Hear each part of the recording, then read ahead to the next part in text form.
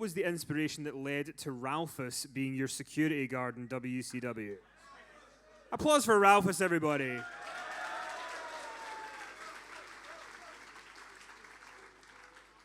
I tried to find Ralphus a few years ago to get him on Talk as Jericho, but I think at one point he big leagued me. I got his email and he never responded, and then I found out, I think regretfully, he has passed away. But so here's the Ralphus. There you go.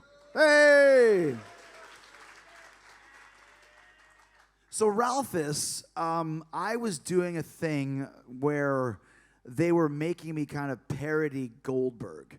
And once again, it was a great story that led to nothing, which is one of the reasons why I left WCW. It's interesting what happens. You give me a story that works and don't do anything with it, I'm out of here. So Goldberg used to come to the ring surrounded by his security team, if you guys remember, which looked very impressive, but I was always going to laugh at, well, if he's so damn tough, why does he have a security team? Shouldn't he be able to beat everybody up? But anyway, so I was supposed to do a thing with like a mini Goldberg, not like a little person, but more like just like a smaller version, like Gilbert before there was a Gilbert. There was another guy that kind of looked like Goldberg. They brought him in. So I was looking for, I was like, well, should I have my own security detail? Maybe I'll bring a bunch of like, just trainee, gassed up guys from the power plant, bodybuilding guys. And I was like, that doesn't really fit my gimmick, because I was a little more like kind of more goofy and cowardly and that sort of a thing. So there's this guy that was always hanging around. I'd always see him at catering. He had the biggest smile in the world, but he had no teeth, no front teeth at all. And even weirder, he had these two incisors, I think. I got to ask Britt, what do they call it, incisors? They stuck out of his mouth like upside-down candy corn. You guys have candy corn here? Like how about a traffic cone? Like you know what I mean? Like a triangle. But the spike would stick out the edge.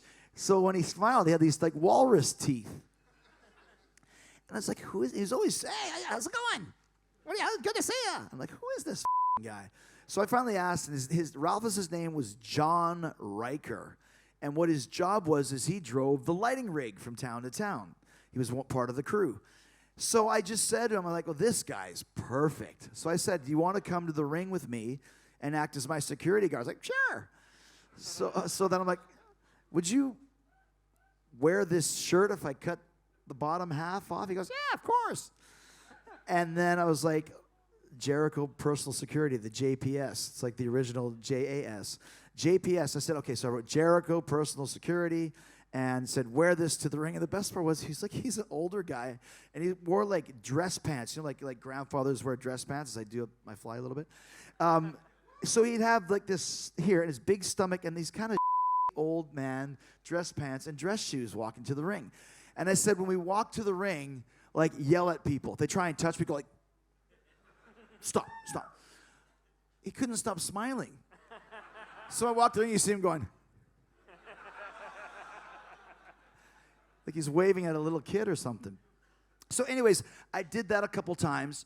And then there was a couple other guys. There was Viva Los Jericho and the Jerkaholic Ninja. Do you guys have Eastbound and Down here? Show? Have you ever noticed the Jerkaholic Ninja looked exactly like Kenny Powers? He really did. So that was kind of it. And Goldberg hated it because I don't do comedy. Well, you're not doing comedy. I'm doing comedy. And it just fell apart, the whole thing. That's a whole other story for the next time I come back to town. And there will be a next time. But Ralphus was just, like, he just didn't get it. Like, he didn't understand what he was doing. I remember one time we had a show in Columbus, WCW, Columbus, Ohio, Nitro.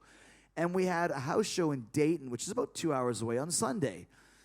Nitro was on Monday. And I get to the venue in Dayton, and there's Ralphus. What are you doing? He goes, I just thought I'd come in case you needed me. What do I need you for? It's a house show. I said, okay, just come to the ring with you then. So he comes to the ring with me doing his, like, so I had a lot of heat at the time. And I go into the second rope, and I'm like, boo. Everyone over here is booing. And I hear behind me people cheering. And I turn around, and I'm like this, like going like, over here. And Ralph is on the other side of the ring going like this. Come here. It's like Basil Fawlty and Manuel. Come here. What are you doing? He goes, I'm waving to the people. I said, you don't like the people. Why not? They're nice people. I said, no, I don't like the people. What? I don't know why you don't like the people, but I like the people. No, you're supposed to not like them. Why? And he just didn't, like, because you're a bad guy. Why am I a bad guy? Why would you call me a bad guy? So then they start wanting him to get involved in matches. And I vividly remember telling Kevin Sullivan, he can't do it. Why not? What's so hard? He doesn't get it. Oh, come on. How hard can it be? I'm like, all right. I have a reputation of, like, making guys look good no matter what. It probably all started because I had to work with Ralphus. Because if he had to do A, he would end up doing D. So the match we were having, Hugh Morris was going to do a moonsault from the top, which was his finishing move.